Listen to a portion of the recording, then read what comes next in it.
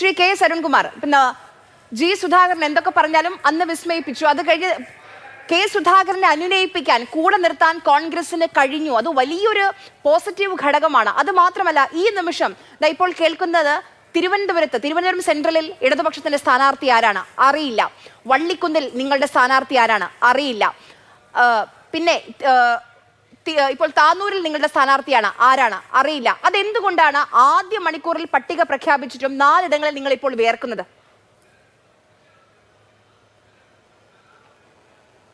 ഇവിടെ കോൺഗ്രസിന്റെ പ്രതിനിധി പറയുന്നത് ഞാൻ വളരെ സ്നേഹത്തോടെ തന്നെ കേട്ടിരിക്കുകയായിരുന്നു. ഇടതുപക്ഷ ജനാധിപത്യ മുന്നണി ഈ തെരഞ്ഞെടുപ്പുമായി ബന്ധപ്പെട്ടുകൊണ്ട് ഏറ്റവും ചിട്ടയായിട്ടുള്ള തെരഞ്ഞെടുപ്പ് പ്രവർത്തനമായിട്ട് മുന്നോട്ട് പോകുന്നതെല്ലാം അതെല്ലാം വലിയ തട്ടിപ്പാണ് എന്ന രൂപത്തിൽ കോൺഗ്രസ് ചെയ്യുന്നതെല്ലാം ശരി എന്ന് പറഞ്ഞ് അദ്ദേഹം ചർച്ചയുടെ ഭാഗമായിട്ട് അദ്ദേഹത്തിൻ്റെ വാദം അവതരിപ്പിക്കുന്നത് വളരെ സ്നേഹത്തോടെ ഞാൻ കേട്ടിരിക്കുകയാണ്. ഞാൻ ഈ ചർച്ചയിൽ പങ്കെടുക്കുന്നത് എറണാകുളം ജില്ലയിലെ കുന്നത്തുനാട് നിയോജക മണ്ഡലത്തിലെ ഒരു തെരഞ്ഞെടുപ്പ് കമ്മിറ്റി ഓഫീസിൻ്റെ സമീപത്താണ്. ഇവിടെ BJPയുടെ സ്ഥാനാർത്ഥിയായിട്ട് NDAയുടെ സ്ഥാനാർത്ഥിയായിട്ട് വന്നിരിക്കുന്നത് ഒരു 3 ദിവസം മുമ്പ് വരെ പത്തനംതിട്ടയിലെ കോൺഗ്രസിൻ്റെ DCCയുടെ ജനറൽ സെക്രട്ടറി ആയിരുന്ന ശ്രീ ബാബു ദിവാകരനാണ്. അന്നേ ദിവസം രാവിലെ അദ്ദേഹം പറഞ്ഞു മരിച്ചാലും കോൺഗ്രസ് വിടില്ല എന്ന് പറഞ്ഞു. ഉച്ചയോടുകൂടി അദ്ദേഹം നേരെ പോയി BJPയിൽ ചേർന്ന് NDAയുടെ ഭാഗമായിട്ട് മാറി.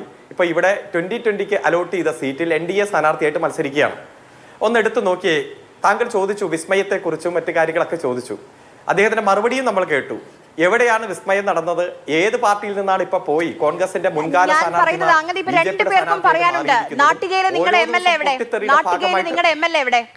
നാട്ടിക MLA മുകുന്ദൻ ഏത് പാർട്ടിയുടെ MLA? Nattika MLA Mukundan MLA ആയിട്ടാണ് മത്സരിക്കുന്നത് BJP സ്ഥാനാർത്ഥിയായിട്ട്. അതാദ്യം പറ. നാട്ടിക MLA മുകുന്ദൻ അദ്ദേഹം ആളാണ് BJP സ്ഥാനാർത്ഥിയായത്. അല്ല, ഞാൻ അങ്ങനെ ഡൽഹിയിലേക്ക് വിളിച്ചു. ശരി, നമ്മൾ അതൊക്കെ കണ്ടതാണ്. കോൺഗ്രസിൽ പോയ താങ്കൾ ചർച്ച ചെയ്യുമ്പോൾ മനസ്സിലായി. രജിൽ, ഞാൻ ചോദിക്കുന്നുണ്ട് അരുണിനോട്. ഞാൻ ചോദിച്ചത് ഇപ്പം BJPയിലേക്ക് പോയ ആളുകളുടെ പറയുകയാണെങ്കിൽ നമ്മൾ CC മുകുന്ദന്റെ കാര്യം പറയണം. നിങ്ങൾ പറഞ്ഞോളൂ, ഒരു വിഷയമില്ല. കോൺഗ്രസിന്റെ പ്രതിനിധി പറയുമ്പോൾ 10 മിനിറ്റോളം ഒരു ചോദ്യം ചോദിക്കാൻ ഞാൻ കേട്ടിരുന്നല്ലോ. അതുകൊണ്ട് ഒരു ചർച്ചയുടെ സാമാന്യ മര്യാദ പാലിക്കാൻ കോൺഗ്രസ് പ്രതിനിധിയോട് ആദ്യം പറയുക. 2 ആങ്കർ വേണ്ട ഈ ചർച്ചയിൽ, 1 ആങ്കർ മതി. ഇപ്പൊ CC മുകുന്ദൻ CPIയുമായി ബന്ധപ്പെട്ടുകൊണ്ട് 2 തവണ MLA ആയ ആളാണ്. അദ്ദേഹത്തിന് സ്ഥാനാർത്ഥിത്വം നിഷേധിച്ചു. 2 വർഷം ടേം ആയവരെ ഒഴിവാക്കുന്നതിന്റെ ഭാഗമായിട്ട് അദ്ദേഹത്തിന് സ്ഥാനാർത്ഥിത്വം നിഷേധിച്ചു. അദ്ദേഹത്തെ കൊണ്ടുപോകാനും മുകുന്ദൻ ഒരു ടേമേ ആയിട്ടുള്ളൂ. ടേം വ്യവസ്ഥ CC മുകുന്ദന് ബാധകമല്ല. സോറി ഒറ്റ ടൈം. CPIയെ സംബന്ധിച്ചിടത്തോളം CPIയുടെ സ്ഥാനാർത്ഥിയെ നിശ്ചയിക്കാനുള്ള അധികാരമുണ്ട്.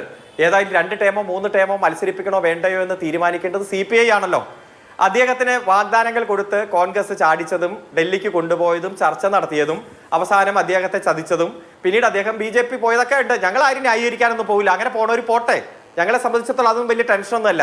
ഇപ്പോൾ ഐഷ പോറ്റി ജീവിതത്തിന്റെ 1/3 കാലഘട്ടം ജനപ്രതിനിധിയായിരുന്നു. 4 വർഷം MLA ആയിരുന്നു. അതുപോലെ തന്നെ ജില്ലാ പഞ്ചായത്ത് പ്രസിഡന്റ് ആയിരുന്നു. 20 കൊല്ലത്തോളധികം ജനപ്രതിനിധിയായിരുന്നു. അവർ രാഷ്ട്രീയത്തിൽ വിശ്രമമെടുത്ത് അത് റിട്ടയർമെന്റ് പ്രായം പോലെ റിട്ടയറായി 3-4 വർഷം കഴിഞ്ഞപ്പോൾ തിരിച്ചു കൊണ്ടുവന്ന് ഇപ്പോൾ അതേ കോൺഗ്രസിൽ ചേർന്ന് മത്സരിക്കുന്നു. കഴിഞ്ഞ തവണ അതേ മണ്ഡലത്തിൽ കോൺഗ്രസിന്റെ സ്ഥാനാർത്ഥിയായിരുന്ന രശ്മിയാണ് ഇപ്പോൾ BJP സ്ഥാനാർത്ഥിയായിട്ട് വന്നിരിക്കുന്നത്. അവർക്ക് കോൺഗ്രസ് വിടാനുണ്ടായിട്ടുള്ള സാഹചര്യവും BJP സ്ഥാനാർത്ഥിയായതുമെല്ലാം നമ്മുടെ മുന്നിലുണ്ട്. ഇപ്പം അമ്പലപ്പുഴയിലോ 75 വയസ്സ് പൂർത്തീകരിച്ച് നിരവധി തവണ മന്ത്രി, നിരവധി തവണ MLA, മറ്റു സ്ഥാനങ്ങൾ വഹിച്ച ഒരു വെറ്ററൻ ലീഡർ റിട്ടയർ ആയി കഴിഞ്ഞു. വലിയ വാഗ്ദാനങ്ങളൊക്കെ കൊടുത്ത് തിരിച്ചു കൊണ്ടുവന്നു. ഇന്നും കേരളത്തിന്റെ ബഹുമാനപ്പെട്ട മുഖ്യമന്ത്രി പറഞ്ഞില്ലേ, 3 തവണ ഫോൺ വിളിച്ചു. അന്നേരം സംസാരിക്കാൻ പോലും തയ്യാറാകാത്ത സാഹചര്യത്തിൽ കൃത്യമായി ഇതൊക്കെ ഒരു ഗൂഢാലോചനയുടെ ഭാഗമായിട്ടാണ്. പക്ഷെ അതുപോലെ തന്നെ ഇപ്പൊ തളിപ്പറമ്പില് ജില്ലാ സെക്രട്ടേറിയറ്റ് ഒരു സ്ഥാനാർത്ഥിയെ തീരുമാനിക്കും. അന്നേരം ഒരു ഒബ്ജക്ഷൻ ഇല്ല.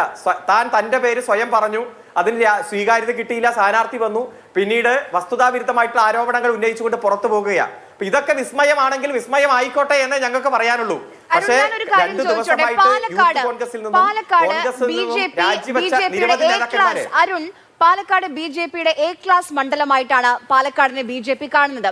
ഇത്തവണ അവരുടെ കാൻഡിഡേറ്റ് ശോഭാ സുരേന്ദ്രനാണ്.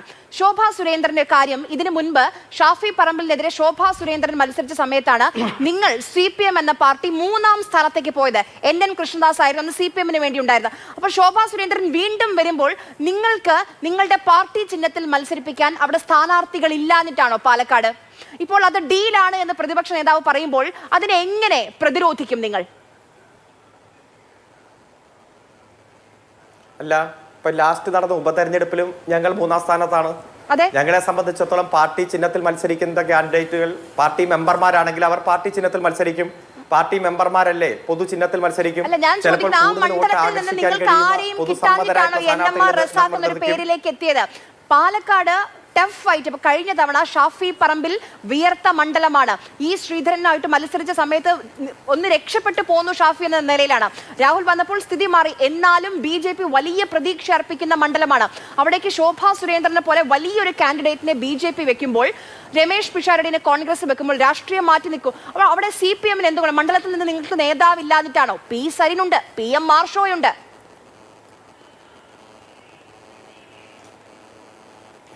അല്ല, CPMനെ സംബന്ധിച്ചിടത്തോളം ഒരു സ്ഥാനാർത്ഥി ആര് വേണമെന്ന് തീരുമാനിക്കാൻ അതിനുള്ള അധികാരം CPMന് വിട്.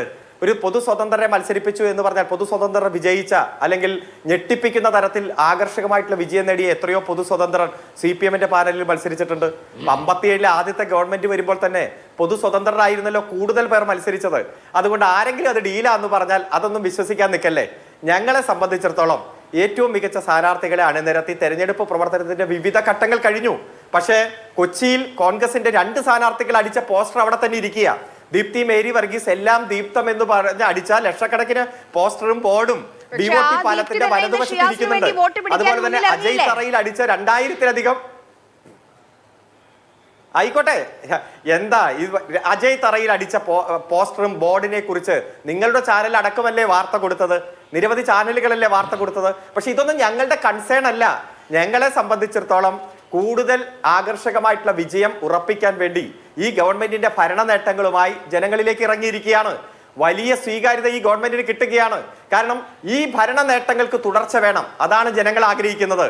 ഞങ്ങൾ അധികാരത്തിൽ വന്നാൽ ലൈഫ് മിഷൻ പിരിച്ചുവിടും, ഞങ്ങൾ അധികാരത്തിൽ വന്നാൽ പൊതുവിദ്യാഭ്യാസ യജ്ഞം അവസാനിപ്പിക്കും, ഞങ്ങൾ അധികാരത്തിൽ വന്നാൽ ആദ്രം പദ്ധതി അവസാനിപ്പിക്കും, കേരള ബാങ്ക് പിരിച്ചുവിടും, അതുപോലെ തുരങ്കപാത ഞങ്ങൾ അനുവദിക്കില്ല, അതുപോലെ വിഴിഞ്ഞം കപ്പൽ പോയിട്ട് ബോട്ട് പോലും ഇറക്കാൻ അനുവദിക്കില്ല, നടക്കില്ല, ദേശീയപാത കമ്മീഷൻ ചെയ്യാൻ കഴിയില്ല, തീരദേശ ഹൈവേ മലയോര ഹൈവേ എന്ത് വന്നാലും ഞങ്ങൾ എതിർക്കും എന്ന് പറഞ്ഞ UDF അധികാരത്തിൽ വന്നാൽ ഈ കേരളം കണ്ട വികസന പ്രവർത്തനങ്ങളുടെ മഹാമാതൃക എന്നേക്കുമായി അവസാനിക്കും എന്ന് ബോധ്യമുള്ള കോടിക്കണക്കിന് ജനങ്ങളാണ് കേരളത്തിലുള്ളത്.